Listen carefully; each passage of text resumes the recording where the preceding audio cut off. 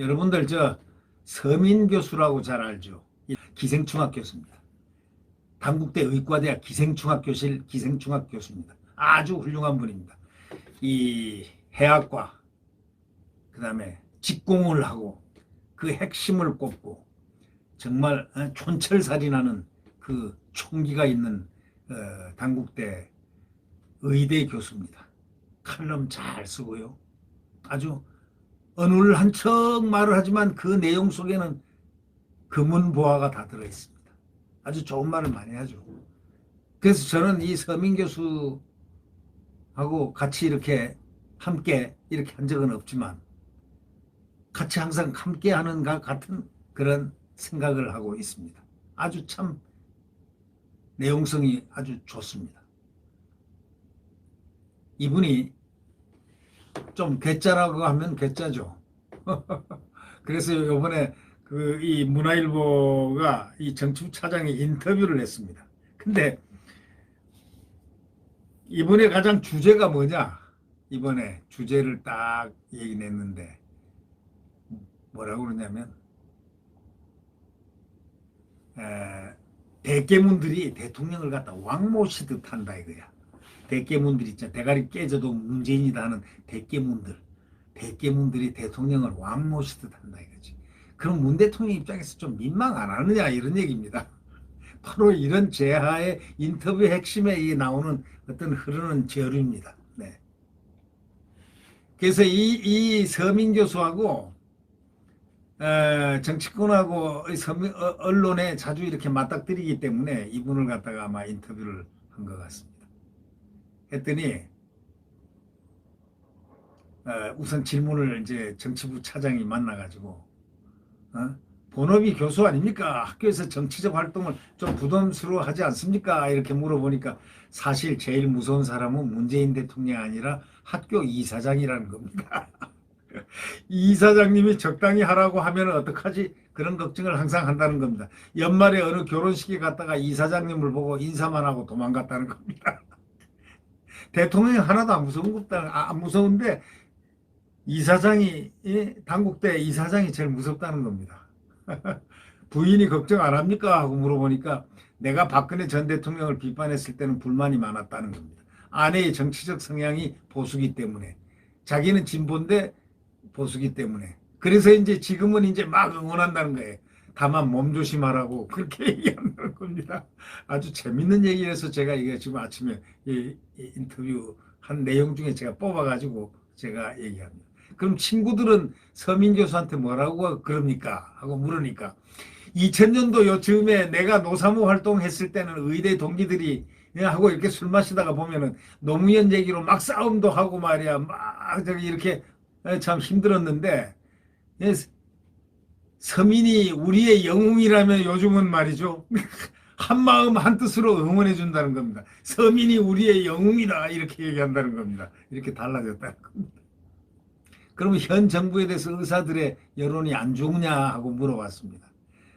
그랬더니 서민의 답이 그겁니다. 이거 제가 항상 얘기했던 얘기하고 똑같아서 거의 비슷합니다.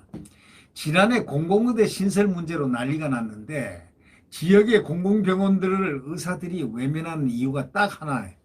시설도 열악한데다 월급도 많지 않아서인데 공공의대까지 만든다고 나아지겠느냐 이거예요. 10년간 의무복무하는 동안에 얼마나 성심성의껏 진료할지도 의문이고 첫째 그 기간이 끝나면 바로 또 떠날 것 아니냐 이거예요.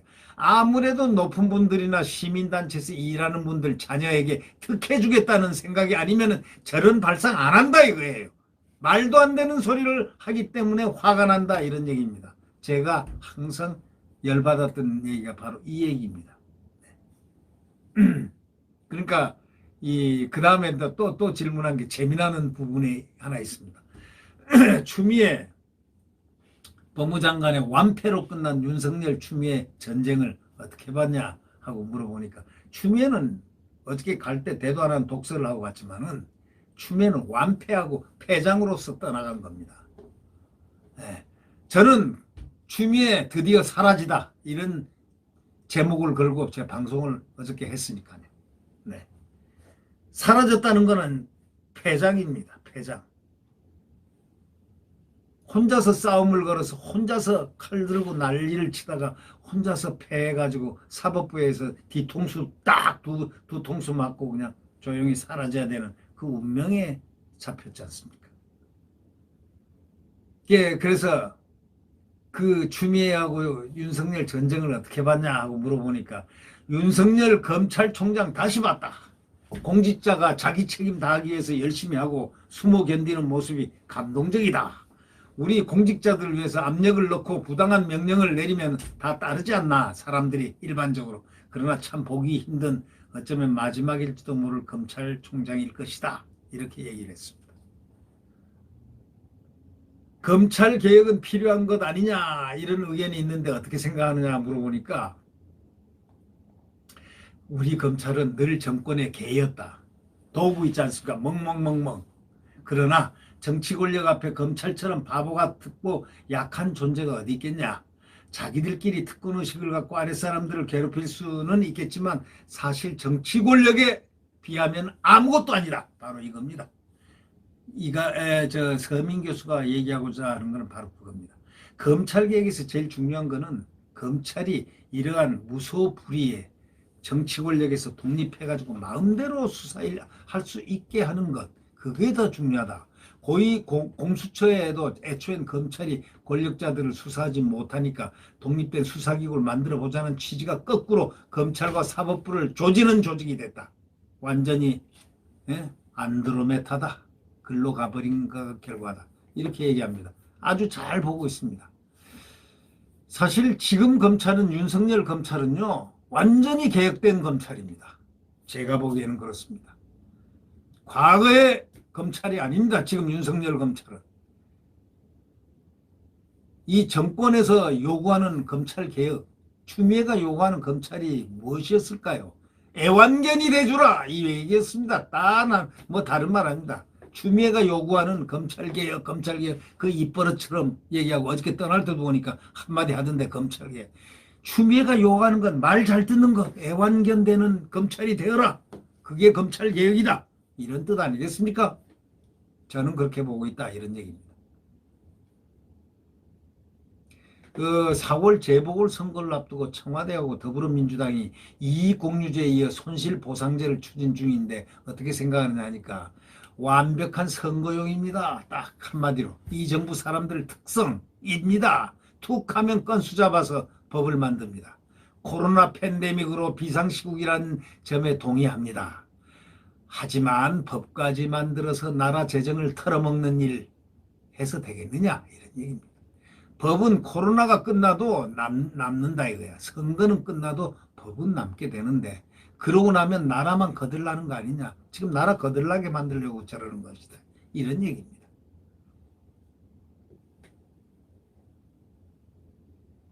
그래서 이렇게 얘기했습니다. 그 서 교수는 늘 권력에 비판적이었는데 그런데 요즘은 그 어느 때보다 독하게 싸우는 것 같은데 그게 이유가 뭐냐 하고 물어보니까 뻔뻔스러움이 너무 지나쳐서 화가 난다. 어느 정권이든 무능하고 잘못할 수는 있지만 근데 잘못에 대해서 이처럼 사과도 절대 안 하고 잘했다고 우기는 정권 처음이다 이거죠. 전 정권 탓이나 했었고 말이죠. 그래서 화가 더 난다는 겁니다. 맞습니다. 뻔뻔함입니다. 이 정권이 사과하는 거 봤습니까? 전 정권 탓 안 하는 거 봤습니까? 네. 그래서 무슨 계기가 있어서 이 정권을 이렇게 그거 하게 됐느냐, 비판하게 됐냐고 물어보니까 아무래도 2019년 말 조국 사태, 그때부터 분노가 치밀고 잠이 안 왔다는 겁니다. 이 정권이 잘한 것도 없어도 도덕성 하나로 버틴 것 아니냐 이거예요. 근데 조국 사태는 도덕성조차 없다는 것을 명백하게 보여줬다는 겁니다.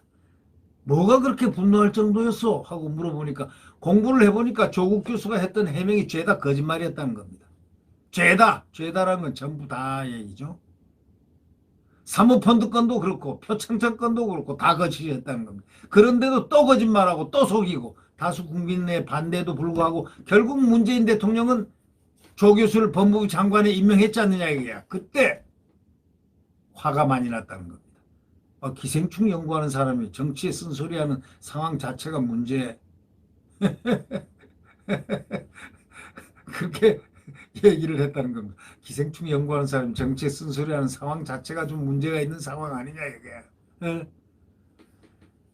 그리고 이제 이분 얘기가 뭐냐면 문재인 정부의 가장 큰 문제점이 뭐냐, 잘한 점도 한번 꼽아달라 하니까 제일 큰 문제는 무능한 것, 그리고 잘못한 것을 반성하지 않는 태도, 그 딱 두 가지라는 겁니다. 잘한 점을 꼽는다면 역설적으로 조국 교수를 법무부 장관에 임명한 겁니다.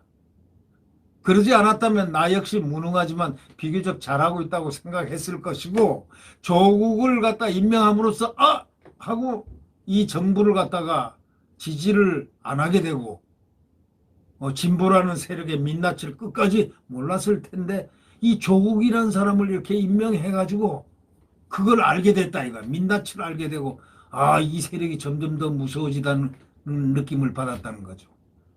그러니까 잘한 게 조국을 법무부 장관 세워가지고 그 조국으로 인해서 이 진보의 민낯을 보게 해서 그게 잘한 거 아니냐. 그러니까 결국 잘한 게 없다는 얘기가 됩니다. 네.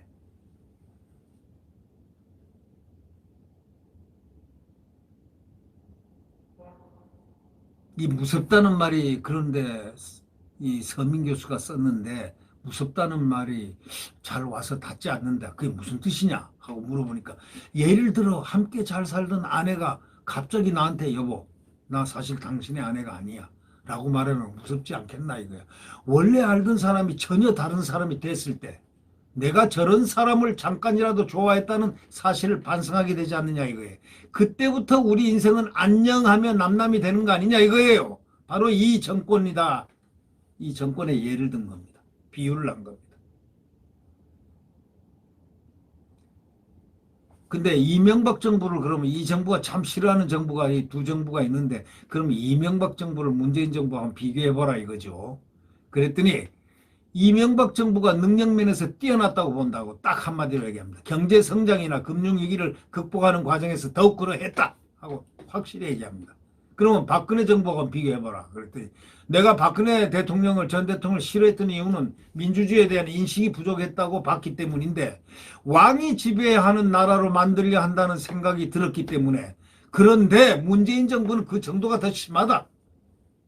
문 대통령은 그런 생각이 아닐지 모르지만 이 대통령 밑에서 일하는 사람들, 그리고 대통령을 지지하는 사람들, 이 정부를 조선 왕조 모시듯이 한다 이거예요. 그리고 문 대통령은 그것을 너무 당연하게 또 여긴다는 거예요. 내가 문 대통령이라면 얘들아 그러지 말아라 하고 뜯어 말렸을 것인데, 민망하지 않습니까? 라고 이렇게 반문합니다. 대통령이 대깨문 문바들, 문바들에 기대어 가는 것을 보면 참 기가 막히고 어이가 없다는 겁니다. 아주 깨끗하게 그냥 확실하게 얘기를 땡깁니다. 네.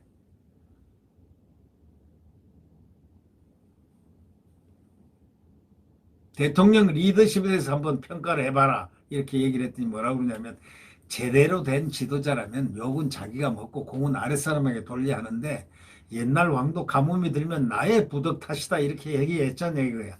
이전 대통령도 좌파들의 선동으로 드러난 광우병 사태에 대해서 사과까지 했잖냐 이거. 아무 죄도 없이 말이야, 근거도 없는 거짓말을 갖다가 사과를 했지 않습니까? 죄 없는 이명박 대통령이 광우병 지금 미친 사람 있습니까? 미국산 소고기 먹고 미친 사람 있어요? 아무도 없잖아요. 그래도 사과를 했는 거예요. 어? 이명박 대통령. 그런데 지금 문 대통령 한번 보라고 이 말입니다. 문 대통령은 명백한 자기 잘못인데도 아랫사람에게 떠넘기는 게 보입니다. 불리한 것은 무조건 침묵하고 생색은 본인 몫이고, 최근 코로나 백신 논란 과정에서 그러했지 않느냐. 제발 K방역 얘기는 그만했으면 좋겠다. 멀미가 난다. 이렇게 얘기합니다. 멀미가 난답니다. 예. 그러면 백신 업체 CEO와 통화해서 백신을 확보했다고 하던 장면을 어떻게 말하나. 이렇게 했더니 사실 그 마지막 전화 통화는 필요 없는 것이었습니다. 하고 얘기합니다. 굳이 자기가 전화해서 다 한 것처럼 이런 것들이 다 탁현민의 작품 아니겠냐. 에? 사람들이 문 대통령 쇼에 질려합니다. 왜 이렇게 쇼에 집착하는지 모르겠습니다. 라고 지금 이 서민 교수는 세게 비판하고 있습니다. 그럼 정부의 의사니까 정부의 코로나 방역 대책을 평가해봐라. 이렇게 얘기했더니 방역 대책이라 대책이 있었나? 아, 국민 동선 파악하는 것 말하나? 동아시아 국가 국민이 대체로 정부 말 잘 듣거든. 마스크 쓰라면 쓰고 모이지 말라면 안 모이고 서양인들은 정말 말 잘 안 듣는다. 지금 우리나라가 확진자가 적은 것은 말 잘 듣는 국민 덕이다. 그렇다면 국가가 할 일을 했는지 의문이 든다는 겁니다.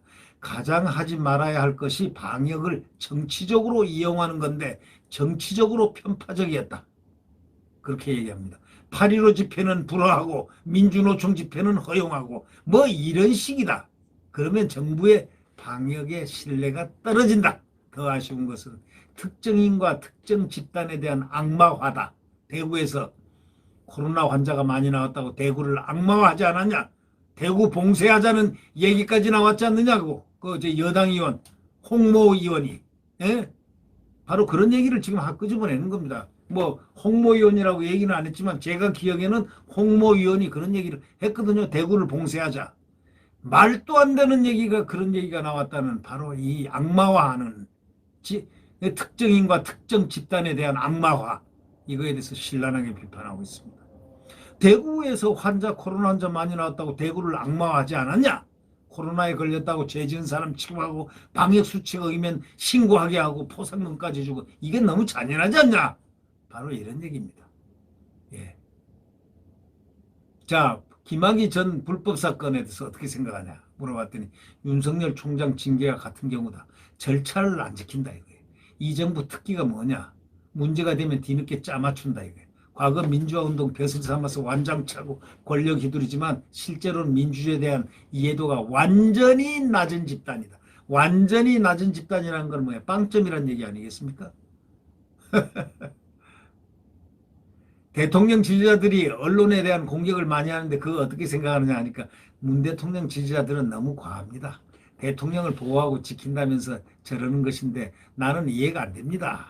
대통령이 하는 일이 국민 생명과 안전을 지키는 건데 왜 쟤들은 대통령을 지킨다는 것일까? 자기들 편이었던 JTBC, 한겨레신문, 경향신문도 적폐라고 욕하고 지금 공격하고 있다는 거예요. 문 대통령이 2017년 말 중국에 갔을 때 한국 기자가 중국 공안에게 집단 폭행당하는 사건이 있었는데 대통령 지지자들은 오히려 한국 기자가 잘 맞았다고 반응했다는 거예요.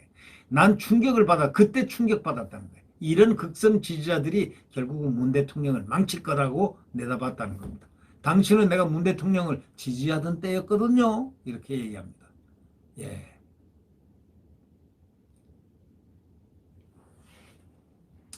그러니까 최근에 미국 의회 의사당의 도널드 트럼프 당시 대통령 지지자들이 난입하는 장면을 보면서 많은 지식인들이 팬덤 정치의 위험성을 우려했는데 문 대통령 지지자들의 맹목적인 극렬함을 떠올리는 분도 있습니다. 이렇게 이제 기자가 물으니까 우리나라에서는 총기 소유가 허용되지 않으니 망정이지 문바들이 총을 만약에 가졌다면 무슨 일을 벌였겠느냐 이거예요.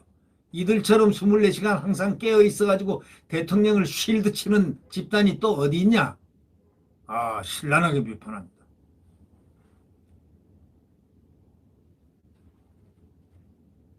이전 정부에서는 정부를 비판하면서도 공중파 방송에 출연했었는데, 그러니까 사실 문재인 정부 들어서 한 방송사 인기 프로그램에 출연하다가 하차한 일이 있었습니다. 내가 문바는 환자다라는 글을 쓴 적이 있는데 제작진이 나를 불러서 소위 사상검증을 하더라고.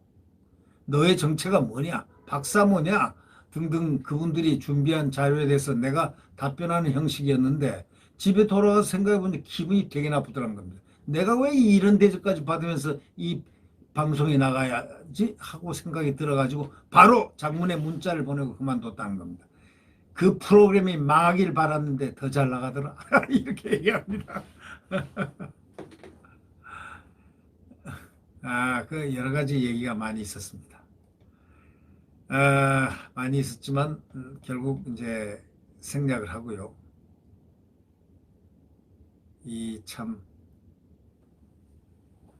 결국 이 공수처에 대한 얘기를 이 의견을 한번 물어봤더니 김진욱 초대 공수처장은 27일 출근길에 기자들과 만나서 내일 헌법재판소 결정 이후에 김학의 차관 이첩 문제를 의견을 내겠다고 말했는데 현재는 28일 오후 2시 검찰 등 다른 수사기관이 공수처에 사건을 강제로 이첩하도록 규정한 공수처법 조항의 위헌 여부에 대한 선고를 할 예정인데 헌재가 이 조항을 합헌으로 판단하고 김 처장이 검찰에 김 전 차관 사건 이첩을 요구하면 검찰은 사건을 공수처에 넘겨야 하는데 다만 김 처장은 공수처법 25조 2항에 검사의 고위공직자 범죄에 대해서 공수처에 이첩을 해야 한다고 되어 있는 지적에 대해서 공수처법 24조를 보면은 공수처처장은 수사 진행 정도와 공정성 논란에 비추어서 공처가 수사하는 게 적절하겠다고 판단한 경우에 이첩을 요청할 수 있다고 이렇게 답을 했다는 겁니다. 그래서 김 처장은 또 공소시효 만료가 임박한 사건은 현재 수사 형편이 되지 않아 관련 기관에 이첩할 것이라고 얘기했습니다. 그래서 신속한 진상규명이 필요한 일부 사건에 대해서는 검찰과 경찰 등에서 사건을 넘길 수 있다는 여백을 줬다. 이런 얘기를 합니다. 이 서민 교수하고 한번 얘기를 갖다 이렇게 한번 나눠봤습니다. 상당히 시사하는 바가 큽니다. 네. 구독 버튼과 엄지를 눌러주시면 감사하겠습니다.